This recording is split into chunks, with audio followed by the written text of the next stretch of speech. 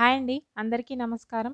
కనిపించకుండా పోయిన చందు గురించి అయితే ప్రేమ మరియు ధీరజ్ అయితే చాలా వెతుకుతూ ఉంటారు.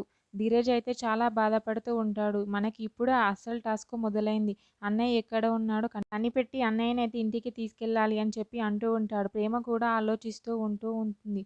మనకు ఎలాగైనా సరే మనము కనుక్కోవాలి. ముహూర్తానికి టైం అవుతుంది. అన్నయ్యని తీసుకెళ్ళి పెళ్లి జరిపించాలి అని చెప్పి అంటూ చాలా బాధపడుతూ ఉంటాడు.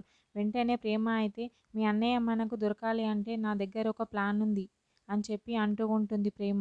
అవునా సరే చెప్పు ఏం ప్లాన్ అది ఏంటి ఏం చేద్దాం అని చెప్పి ధీరజ్ అయితే ప్రేమని అడుగుతూ ఉంటాడు. వెంటనే ప్రేమ అయితే తన ప్లాన్ని మ్, ధీరజ్తో చెప్తూ ఉంటుంది. అక్కడ చందుని కిడ్నాప్ చేసిన విశ్వ అయితే ఇద్దరు మనుషుల్ని పెట్టి కాపలాగా ఉంచుతాడు. అక్కడ చైర్ వేసుకొని కూర్చొని చందుని చూస్తూ అయితే చాలా సంతోషపడుతూ లోపల ఉంటూ ఉంటాడు విశ్వ అయితే. చందు మాత్రం కట్టేస్తాడు. చందు మాత్రం చాలా ఇబ్బంది పడుతూ కట్లు విప్పించుకోవడానికి అయితే ట్రై చేస్తూ ఉంటాడు. వెంటనే ప్రేమ అయితే వాళ్ళ అత్తయ్యకి ఫోన్ చేస్తూ ఉంటుంది భద్రావతికి. ఆ ఫోన్ రింగ్ అవుతూ ఉంటుంది. రింగ్ కాగానే భద్రావతి ఫోన్ తీసుకొని చూస్తూ ఉంటుంది. ఇదేంటి ప్రేమ నాకు ఫోన్ చేస్తుంది అని చెప్పి ఫోన్ లిఫ్ట్ చేసి హలో ప్రేమ చెప్పు ఏంటి నాకెందుకు చేస్తావు అని చెప్పి అడుగుతూ ఉంటుంది వాళ్ళ అత్తయ్య అయితే.